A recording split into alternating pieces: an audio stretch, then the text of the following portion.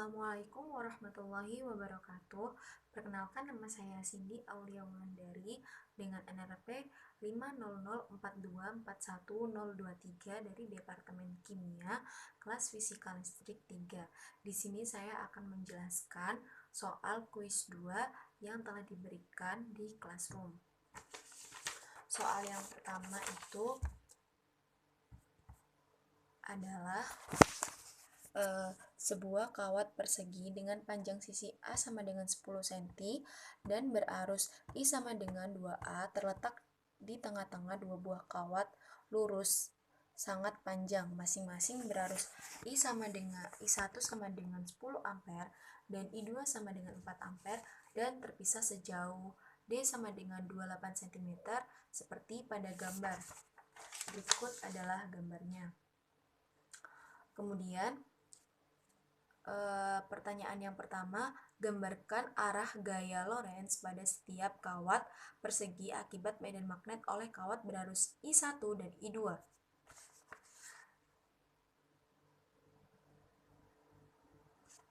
Nah, berikut adalah akibat I1. Diketahui PQ F-nya yaitu menghadap ke arah kiri. Kemudian QR itu F-nya itu ke atas. Kemudian diketahui juga RS itu dari sini dilihat ke arah kanan. Kemudian SP itu F-nya ke arah bawah. Untuk akibat I2 itu kebalikan dari akibat I1. Kemudian yang B yaitu gaya Lorentz pada sisi RS. Gaya Lorentz pada sisi RS itu bisa dicari dengan rumus F sama dengan BIL. Kemudian kita cari B-nya yaitu dengan rumus B sama dengan mu0 I1 per 2pi X. X didapat dari sini. Nah, ini kan tidak diketahui ya, sedangkan ini diketahui. Jadi kita mencari ini dengan cara ini. Panjangnya ini itu dikurangi dengan panjangnya ini dikalikan 2 dikarenakan ini ada 2 seperti itu. Kemudian didapatkan hasilnya seperti ini untuk yang B dan gambarnya seperti ini. Kemudian untuk yang C yaitu gambarkan gaya Lorentz pada sisi RS. Sama halnya dengan yang B, caranya juga sama.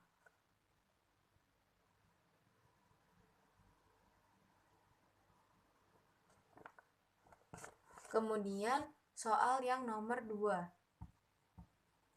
Terdapat dua kawat lurus berarus, kawat 1 dan kawat 2. Ini kawat 1 dan kawat 2. Panjang kedua kawat sama, yaitu L meter. Jadi panjang kawatnya tidak diketahui.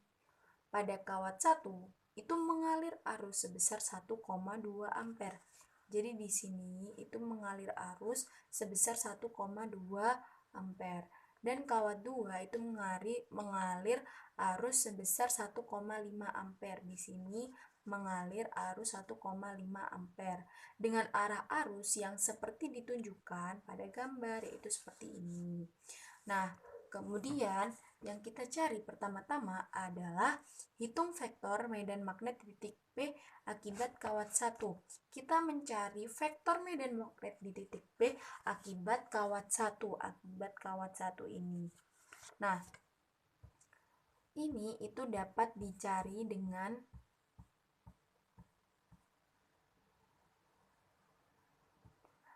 rumus yang seperti yang nomor 1 yang B itu, yaitu B sama dengan mu0 I per 2pi R.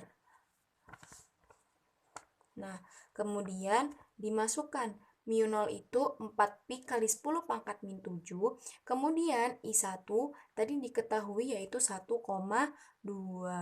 Jadi dimasukkan di situ, kemudian di per 2pi kali L per 2. Kemudian dimasukkan angkanya, berapanya itu dimasukkan, kemudian dihitung dan didapatkan hasil seperti ini. Nah, kemudian didapatkan arusnya yaitu keluar. Nah, untuk yang B itu medan magnet di titik P akibat kawat 2.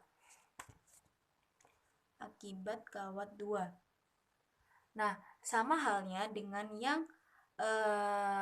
yang akibat kawat 1 rumusnya, akan tetapi kita di sini merubah I-nya. Di I1 kan diketahui kalau misal I1 itu adalah 1,2, sedangkan pada kawat 2 itu I2-nya itu 1,5 seperti yang diketahui pada awal soal. Kemudian dihitung dan hasilnya seperti ini, 6 kali 10 pangkat min 7 per L. Nah, kemudian yang C itu mencari resultan vektor medan magnet di titik P. Nah, resultan vektor itu merupakan total dari yang telah kita cari di awal, yaitu B1 min B2, yaitu B1 min B2 itu dikurangkan seperti ini B1 dikurangkan sama B2, kemudian didapatkan hasilnya itu 1,6 kali 10 pangkat minus 5 per L, dan ini arusnya itu masuk seperti itu. Kemudian kita lanjut ke soal yang nomor 3, yaitu sebuah kawat lurus sangat panjang dengan arus I berada di atas kawat persegi panjang dengan panjang L dan lebar W. Jika L sama dengan 200 cm, W sama dengan 10 cm, dan H itu sama dengan 1 cm. Seperti yang tergambar. Nah, kemudian kita rubah satuannya dari cm ke meter, seperti itu. Nah, yang pertama kita disuruh hitung flux magnet yang menembus kawat persegi panjang akibat kawat berarus I.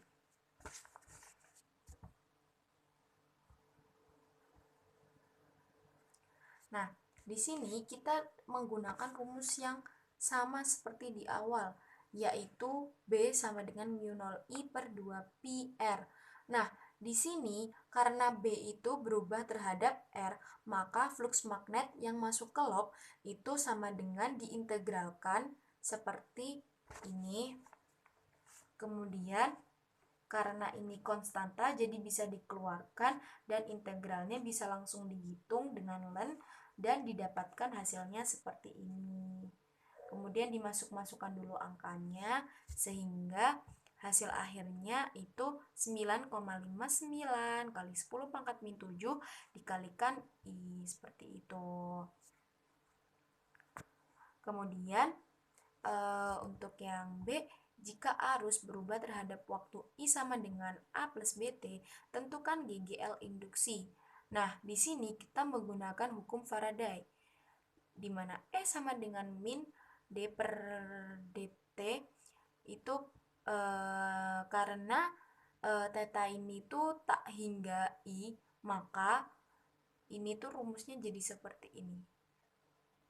Nah, kemudian tinggal kita masukkan dari yang sebelumnya itu kan didapatkan 9,59 kali 10 pangkat minus 7. Nah, terus habis itu dikalikan sama I-nya itu.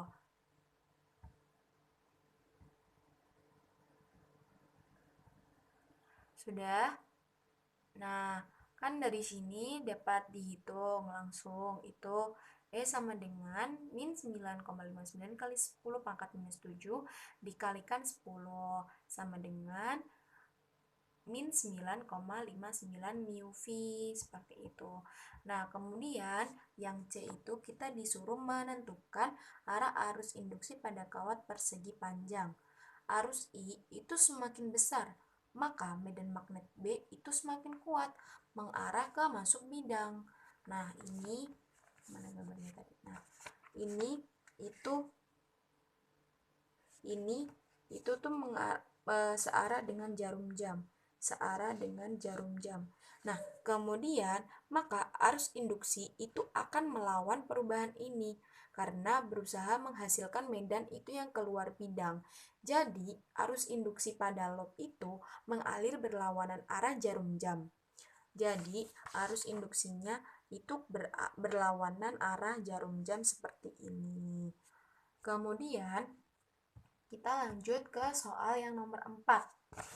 Nih, ada rangkaian RLC sebagai berikut.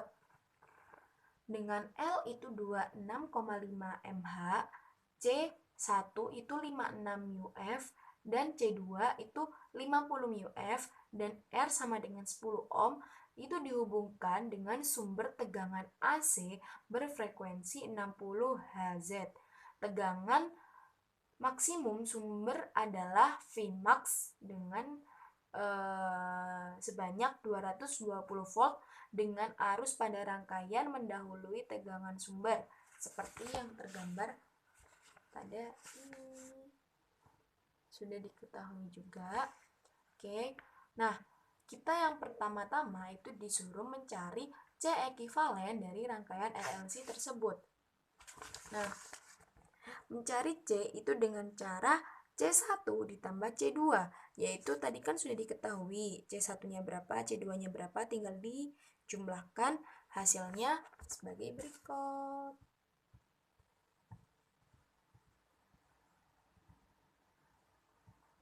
Nah, kemudian yang kedua, kita disuruh mencari impedansi rangkaian. Impedansi rangkaian itu dirumuskan Z sama dengan akar R kuadrat plus XL min XC kuadrat.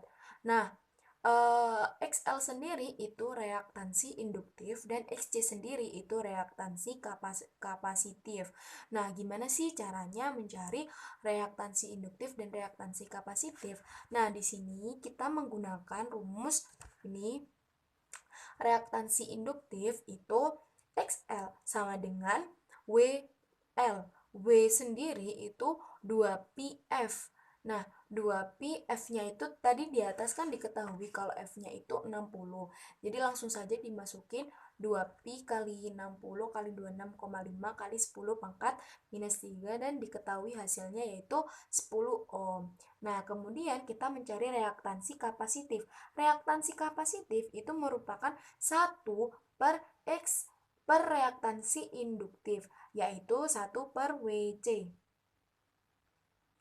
Sama dengan kemudian dihitung 1 per 2pi kali 60 kali 106 kali 10 pangkat minus 6 dan didapatkan hasilnya yaitu 25 ohm. Nah, maka dari sini setelah diketahui reaksi induktif dan reaksi kapasitif, kita dapat menghitung Z-nya.